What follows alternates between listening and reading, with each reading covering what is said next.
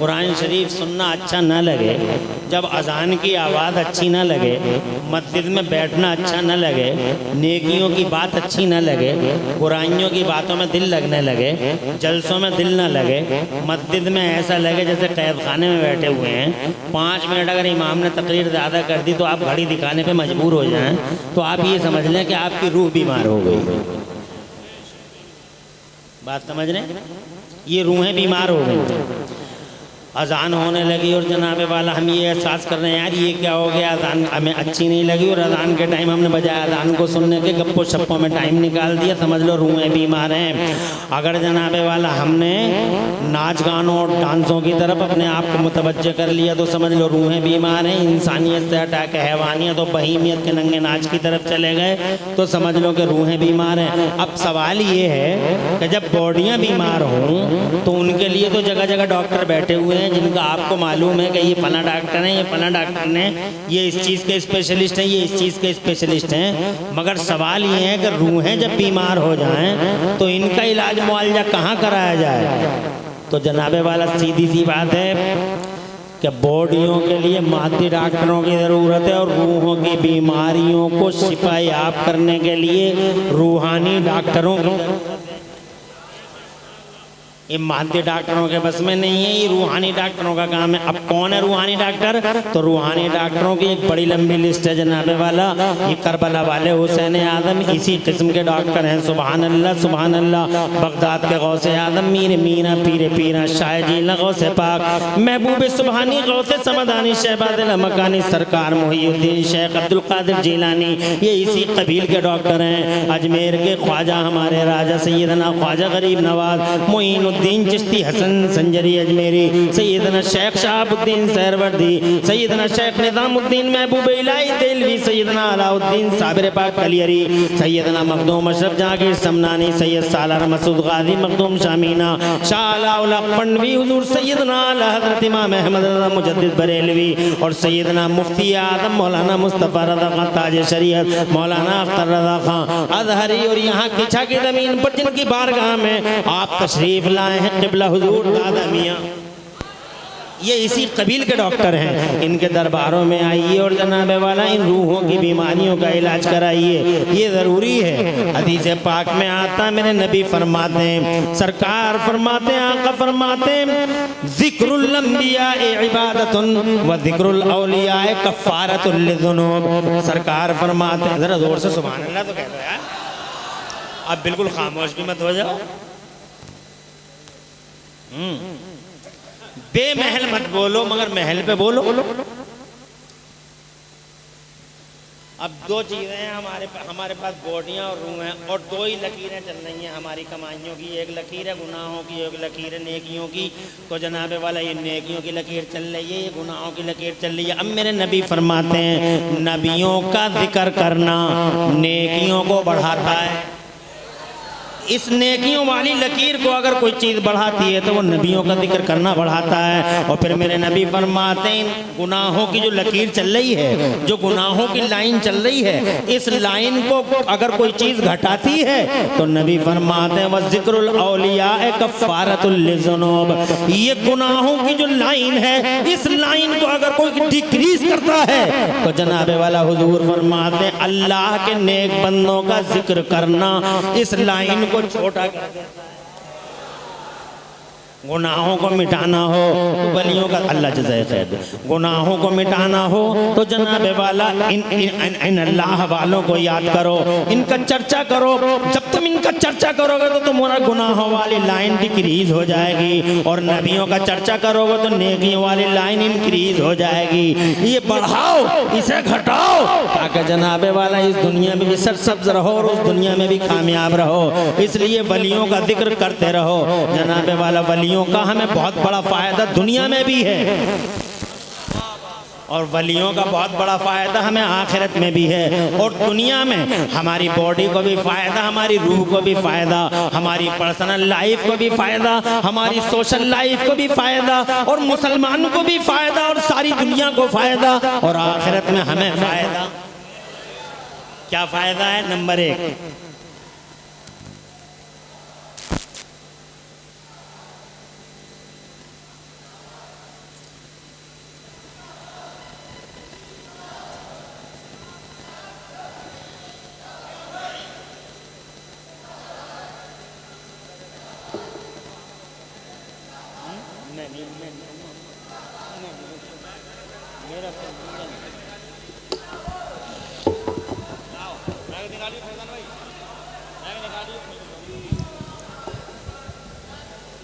आप तमामी हजरात से गुजारिश है कि स्टेज वाले तमाम उलमा हजरत का इस्तकबाल कर रहे हैं, आप बैठ जाइए।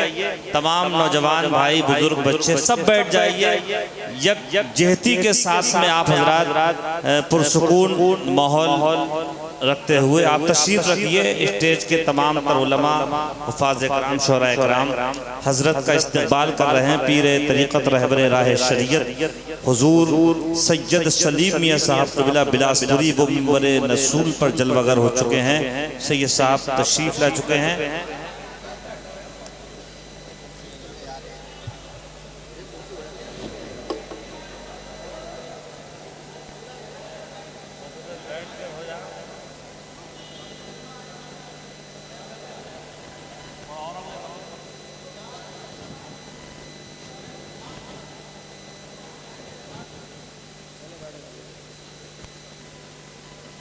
नारे तकबीर, नारे रिसालत, नारे गौसियत, मसलके आला हजरत सैयद सलीम मियाँ साहब क़िबला, मुफ्ती इमरान हनफी साहब क़िबला मुरादाबादी। नारे तकबीर।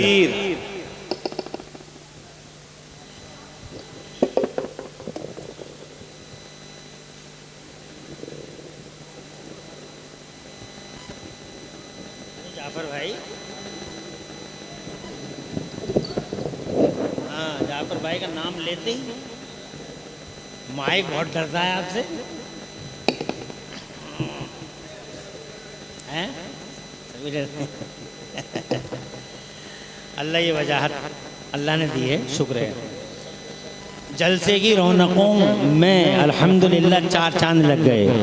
आले रसूल, पीर तरीक़त, आबरू अहले सुन्नत, गाज़ी रुख़सार इस्लाम, मुफ़क्किर दीन व मिल्लत, असाग़िर नवाज़, उलमा नवाज़ क़िबला हुज़ूर सैयद सलीम मियाँ दामदिल्लहुल आली मदामतुल अय्याम वल लयाली तशरीफ़ ला चुके हैं। नूरानी बावक़ार चेहरा आपकी नज़रों के हिसार में है, दिलों को रोशनी दीजिए।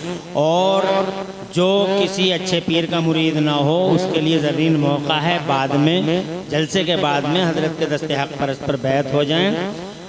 क़िबला तशरीफ़ ला चुके, कीमती वक्त दे दिया। मुबारकबाद देता हूँ क़िबला हाफ़िज़ व क़ारी ताहिर हुसैन साहब, मुआविन सज्जादा नशीन दरबार दादा मियाँ को कि इन्होंने हज़रत क़िबला को बुलाया, हज़रत ने कीमती वक्त दिया।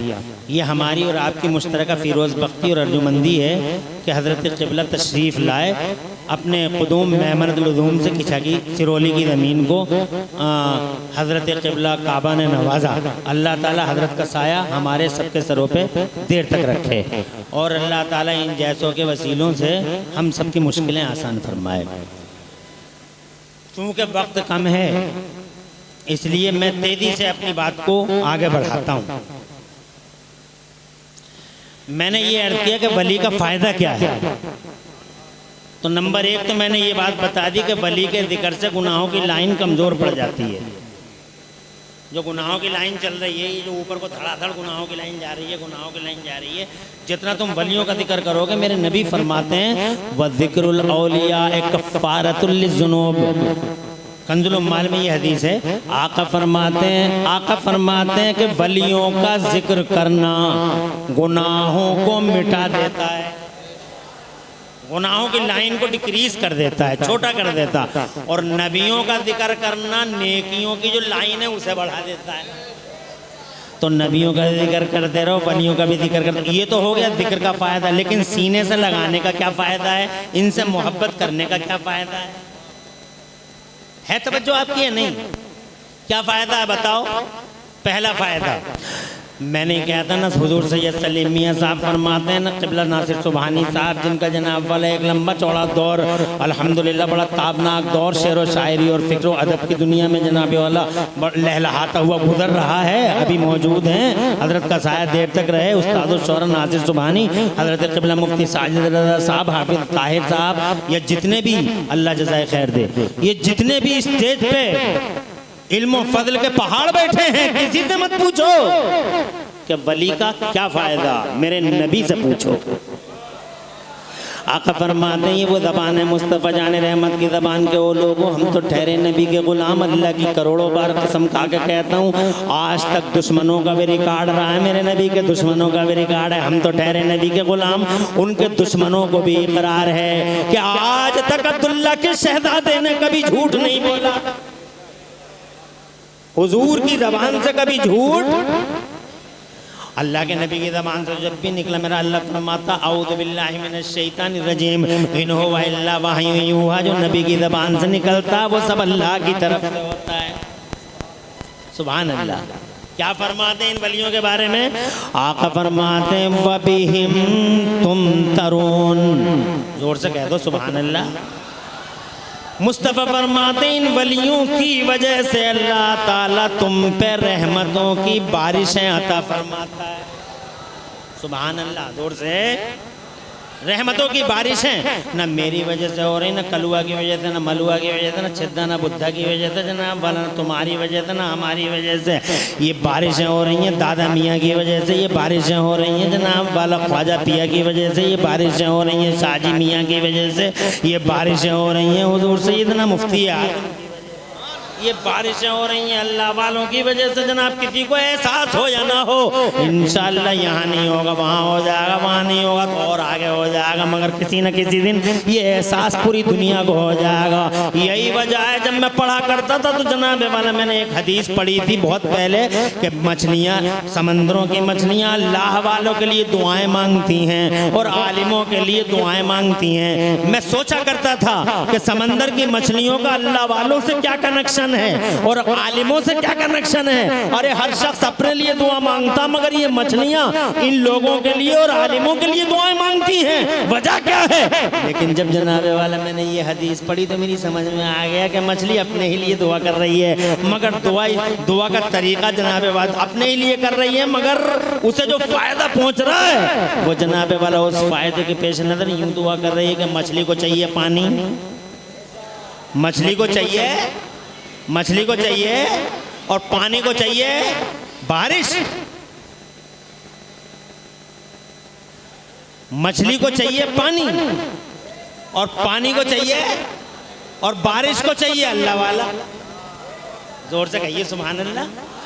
तो वह जनाब वाला बारिश की दुआ नहीं कर रही, वो सीधे उसी के लिए दुआ कर रही है कि अल्लाह तू अल्लाह वाले को सलामत रखता कि ये सलामत रहेगा तो बारिश होगी, बारिश होगी तो समंदर भरेंगे और जब समंदर भरेंगे तो पानी होगा और मछली की जिंदगी सलामत रहेगी। मछली जल की रानी है,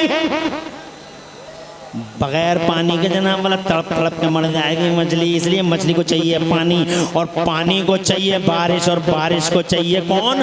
बारिश को चाहिए दादा मियाँ, बारिश को चाहिए गौसे पाक, बारिश को चाहिए गरीब नवाज, बारिश को चाहिए नेकोकार बंदा, बारिश को चाहिए मुत्तकी पारसा परहेजगार बंदा।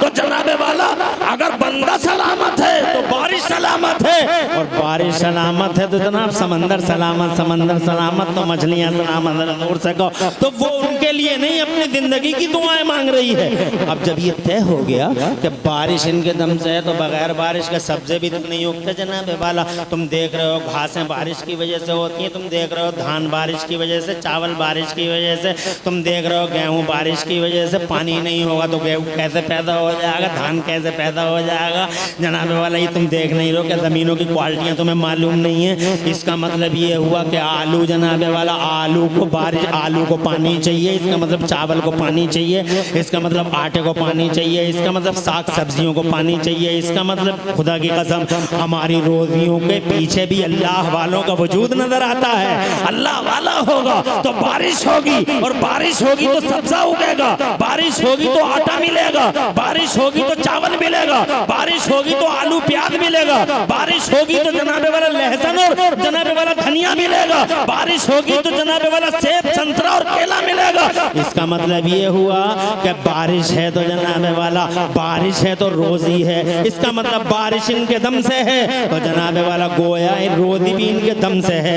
ये बात मैं नहीं कह रहा हूँ, कभी तुम कहोगे इधर से मिला के उधर और उधर से मिला के इधर। मौलाना इमरान हनफी ने कह दिया कि रोजी इनके दम से है, हाँ हाँ बारिश इनके दम से है, ये नबी ने फरमाया। और रोजी किसके दम से है ये भी नबी फरमाते, मैं नहीं कहता। न ये सैयद सलीम मियां की ज़बान है, न नासिर सुबहानी की ज़बान है, न इमरान हनफी की ज़बान है, न साजिद रज़ा की ज़बान है, ये ज़बान भी मुस्तफ़ा की है। आमिना के लाल फरमाते व बिहिम तुम तरून, ए लोगो इन वलियों की वजह से अल्लाह तुम पर रहमतों की बारिशें करता है। व बिहिम तुरज़क़ून, और इन्हीं वलियों की वजह से अल्लाह तुम्हें रोजी अता फरमाता है। तो कितना बड़ा फायदा हुआ, मुझे बताओ फायदा हुआ या नहीं हुआ? अरे पूरी जिंदगी टिकी पड़ी है। आलू जना चावल नहीं खाओगे कब तक नहीं खाओगे, रोटी नहीं खाओगे कब तक नहीं खाओगे, सेब नहीं खाओगे कब तक नहीं खाओगे, पपीता नहीं खाओगे कब तक नहीं खाओगे, ड्राई फ्रूट खाद नहीं खाओगे तो कब तक नहीं खाओगे। एक ना एक दिन जनाबे वाला तड़प तड़प के मर जाओगे, खाना जरूरी। रोजी के पीछे अल्लाह वाला खड़ा है, बारिश के पीछे अल्लाह वाला खड़ा है। आज माने ना माने देवबंदी कहता मर गए, मिट्टी का ढेर हो गए। अरे हम कहते हैं मिट्टी का ढेर नहीं, जमीन पे है तो जिंदा, जमीन में है तो जिंदा, जमीन पे है तो राजा, जमीन में है तो राजा, जमीन पे रूलर, जमीन में रूलर, जमीन में जना, जमीन पे तसर्रुफ वाले और जमीन में तसर्रुफ वाले, जमीन पर अल्लाह के चहीते और जमीन के अंदर भी अल्लाह के महबूब। और रही बात मरने की और मिट्टी का ढेर होने की, तो ये तो वली हैं, अल्लाह के खास बंदों में हैं। अल्लाह के आम मोमिन बंदे भी मौत आने के बाद ख़त्म नहीं होते। यानी जैसे मेरा मर गया तुम्हारा मर गया तो तुम जनाबे वाला ये मत समझना कि हमारा ख़त्म हो गया, हमारा ध्वस्त हो गया, हमारा नष्ट हो गया, हम अब कोई मतलब नहीं रहा ना। हमारा ज़मीन पे भी जिंदा था, अब कब्रिस्तान में दफन कर दिया तो भी जिंदा। यही वजह है कि हम तीजा भी करते हैं, दसवां भी करते हैं, हमारा मरा ही नहीं है। हम 40वां भी करते हैं, हमारा मरा ही नहीं है। और जिनके ख़त्म हो जाते हैं वो ना तीजे करें, ना 10वें करें, ना 40वें करें, मर गए मरदूद। और हमारा तो जनाब वाला जिंदा है, इसलिए तीजा भी कर रहे हैं, बरतियाँ भी कर रहे हैं, जनाब वाला उर्स भी कर रहे हैं। सुभान अल्लाह। अरे आम मोमिन जिंदा है हमारा, झूठ बोलता है मिट्टी का ढेर, मिट्टी का ढेर। अरे कौन सा लॉजिक है तेरे पास, मेरे पास है लॉजिक। हमारे नबी ने सिखाया कि कब्रिस्तान जाओ तो सलाम करो, और सलाम भी किसे करो? जिन्नों को नहीं, फरिश्तों को नहीं, कब्र वालों को करो। मेरे नबी ने फरमाया, यूं कहा, इरशाद फरमाया, अस्सलामु अलैकुम या अहलल क़ुबूर, ए कब्रों वालो सलाम अलैकुम, ए कब्रों वालो, ए कब्रों वालो, ए कब्रों वालो। ये मेरी माँ ने सिखाया, मेरी माँ को जनाब वाला उनकी माँ ने सिखाया, उनकी माँ को उनके बाप ने सिखाया, उनके बुजुर्गों ने सिखाया, उनके पूर्वजों ने सिखाया, पूर्वजों को हमारे ख्वाजा ने सिखाया, ख्वाजा को हमारे नबी ने सिखाया। जोर से बोलो यार, सलाम करो कब्रिस्तान में जाके कब्र वालों को। अब ये मुफ्ती